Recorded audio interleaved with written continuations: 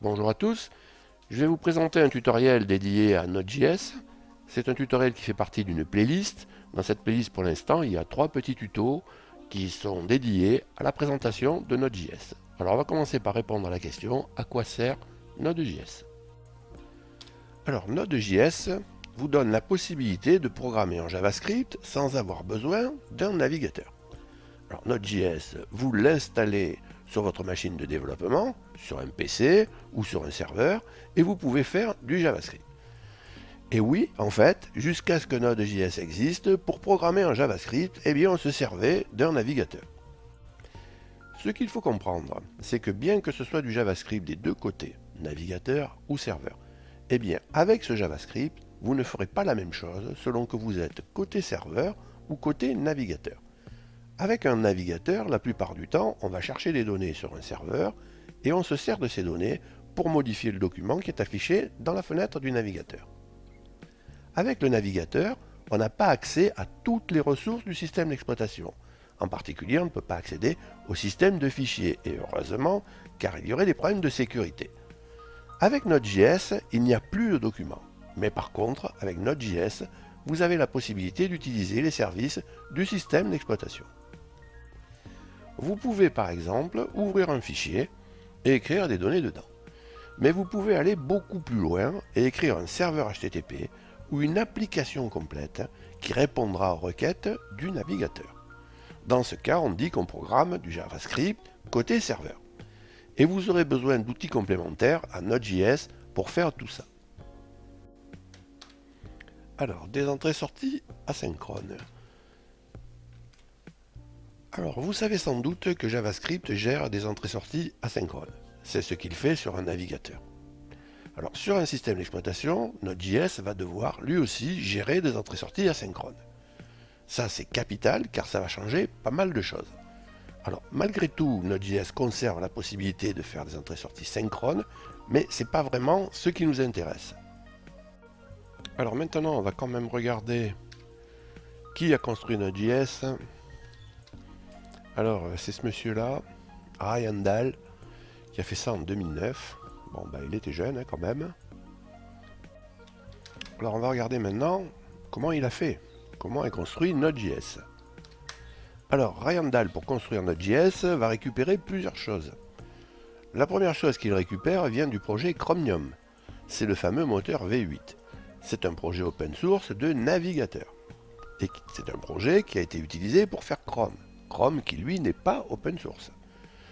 Alors, il faut comprendre ce qui a été fait pour passer d'un JavaScript prévu pour un navigateur à un JavaScript qui est un JavaScript qui doit tourner sur un système d'exploitation.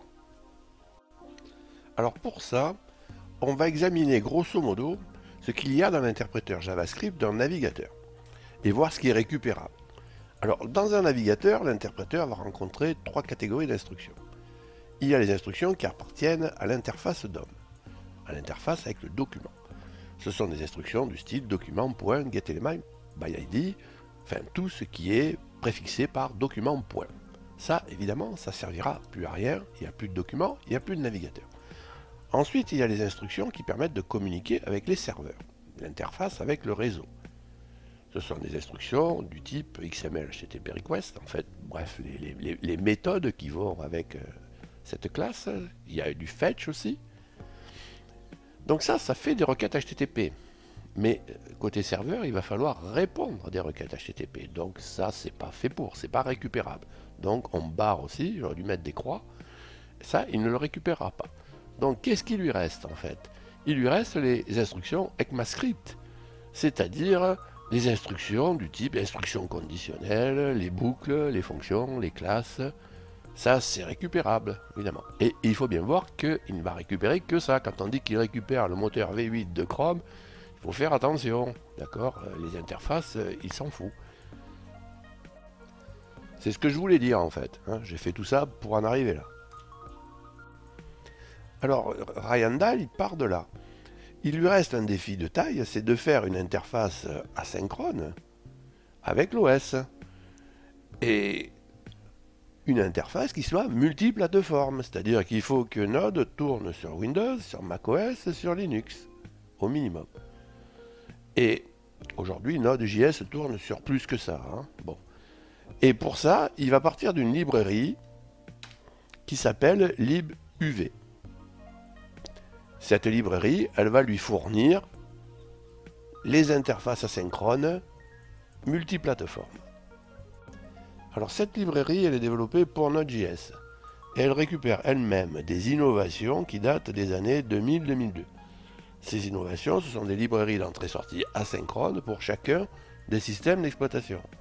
Donc vous avez epool pour Linux, vous avez KQ pour macOS, IOCP pour Windows. Alors lorsqu'on fait une entrée-sortie asynchrone au niveau du système, ça se passe un petit peu comme ça se passait sur le navigateur.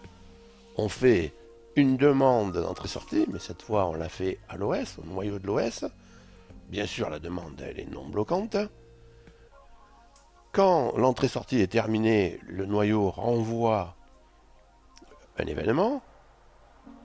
Les événements sont mis dans une boucle d'événements et ce sont des fonctions de rappel, les callbacks, qui récupèrent et qui traitent les informations. Et tout ça se fait dans un seul thread. D'accord ? Ça, c'est capital. Alors, attention toutefois. Alors, c'est non bloquant sur les entrées-sorties. Si vous, dans votre appli, vous cliquez sur un bouton qui vous envoie dans une boucle de calcul lourde, eh bien, votre application, elle est par terre. Hein. Et à ce moment-là, il vaut mieux sous-traiter le calcul à un serveur, puis récupérer les résultats, ou alors créer un autre thread sur la même machine. Alors maintenant, on va parler de l'API de Node.js et de NPM. Alors pour ça, on va aller sur Chrome.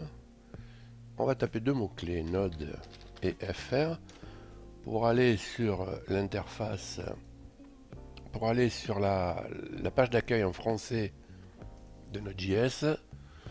Donc là, en septembre 2022, là, vous voyez que bon, on charge la version 16.17.0. Donc ça, c'est la version LTS, qui veut dire Long Term Support.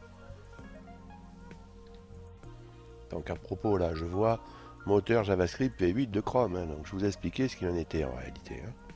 Donc on va sur la page téléchargement, là, et vous voyez l'ensemble des OS sur lesquels vous pouvez installer Node.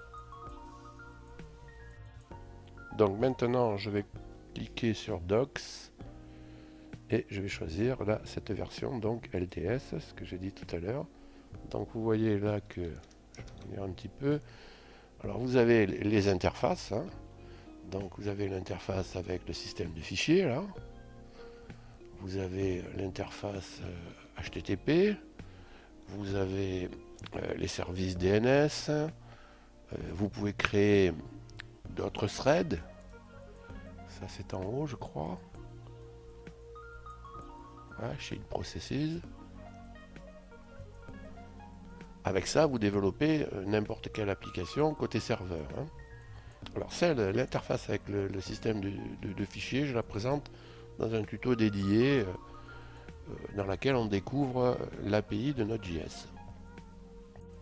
Alors maintenant, qu'est-ce qui se passe si j'ai envie de faire par exemple un simple fetch pour aller chercher une ressource sur le réseau? Après tout, hein, côté serveur, je peux avoir aussi besoin de faire un fetch. Et si vous cherchez dans la doc de l'API ici, eh bien vous ne trouverez pas de fetch. En tout cas, pas pour cette version LTS. D'accord ? Ça va venir dans les suivantes, mais pour l'instant, dans celle-là, ça n'y est pas encore. Alors c'est là qu'intervient un outil essentiel qui est livré avec Node.js et qui s'appelle NPM. Alors on peut retenir Node Package Manager pour la signification de l'acronyme NPM. C'est pratique, mais le créateur lui-même de NPM dit que ça ne vient pas de là. Bon. Alors NPM, c'est un gestionnaire de dépendance. Il est livré avec Node, c'est-à-dire que au moment de l'installation, vous installez les deux en fait. Alors ça rappelle Composer, hein, pour ceux qui font du PHP, c'est un gestionnaire de modules qui va vous permettre de récupérer et d'installer des modules qui sont déjà écrits et d'étendre les fonctions, les fonctionnalités de l'API. Alors j'ai fait un tutoriel sur l'apport de NPM dans l'environnement Node.js et je vous y renvoie. Alors maintenant, on va regarder le code d'un serveur avec Node.js. On va trouver ça ici. Voilà. Voilà, le code est ici. Là, vous voyez, ça, c'est un serveur. Donc là, la possibilité qui vous est offerte, c'est d'incorporer ce code à l'application et de vous passer de serveurs Unix. De serveurs Unix style Apache ou Nginx. Alors là, il faut voir un truc. C'est que là, Node.js va beaucoup plus loin que le simple fait de pouvoir programmer en JavaScript côté serveur. Ryan Dahl avec Node.js range dans les livres d'histoire de l'informatique le modèle client-serveur traditionnel qui date des années 80 et qui tourne sur tous les serveurs du monde. Ce modèle s'est basé sur le fork exec Unix. Il est utilisé pour tous les services disponibles sur un serveur Unix, à savoir HTTP, FTP, SSH. C'est un modèle qui consiste à forker, c'est-à-dire créer un nouveau processus à chaque connexion client, de manière à prendre en charge de nouveaux clients. Alors c'est une façon de procéder qui est très stable, qui est très sécure, mais elle est coûteuse en ressources machines, en ressources système. Et Node.js, avec sa boucle d'événements, est beaucoup plus léger et beaucoup plus rapide. Donc à la limite, si j'ai fait ce tuto, c'est pour faire passer ce message-là, c'est à savoir que Node.js, c'est pas simplement du JavaScript côté serveur, mais ça range dans les livres d'histoire ce modèle client-serveur qui date de 40 ans. Alors ce tutoriel est terminé, je vous remercie de m'avoir écouté. Il y a dans cette playlist 2 petits tutos derrière qui complètent cette présentation. Alors toujours pareil, si vous avez appris quelque chose, eh bien un petit pouce est toujours le bienvenu. Enfin je vous rappelle que si vous voulez être prévenu lors de la mise en ligne de nouvelles vidéos, vous avez la possibilité de vous abonner à cette chaîne. Dans ce cas, n'oubliez pas d'activer les notifications. Salut et à bientôt!